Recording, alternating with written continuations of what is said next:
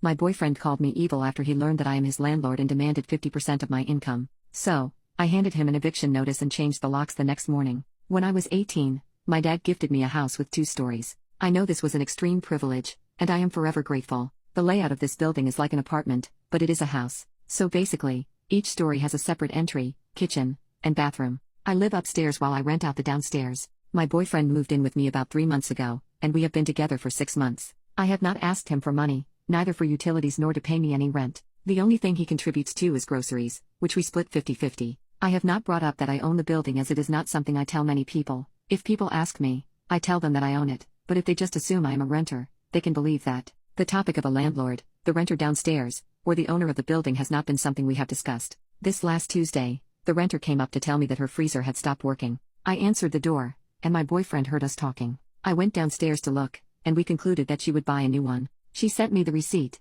and I gave her the money. She was very grateful for this solution. When I went upstairs, my boyfriend asked if it could be fixed. I told him no, but she would buy a new one, and I would pay for it. He looked at me like I was crazy and asked me why I would pay for her freezer. I told him that because I was her landlord and the freezer was there when she started renting, I would stand for the cost. He just asked me if I was serious, to which I said I was. He began screaming at me, asking him why the hell I would hold this information from him and that I was an evil person. I said I was sorry for not telling him but did not think it would matter. He said he could not believe he was together with someone who is a landlord, that all of us just use people for money, and that the only thing we people care about is money and would rather have people be homeless than offer affordable rent. The downstairs has 1 kitchen, bath, and 4 other rooms. I charge $500 for rent. He demanded that I give him 50% of the money I make from rent, or else I was just as bad as he thought. He has not talked to me since Tuesday, and I have tried telling him I am truly sorry, but he doesn't answer me. Update: I decided I would break up with him. It may seem like an impulsive decision, but after everything, I felt that the sooner, the better it would be.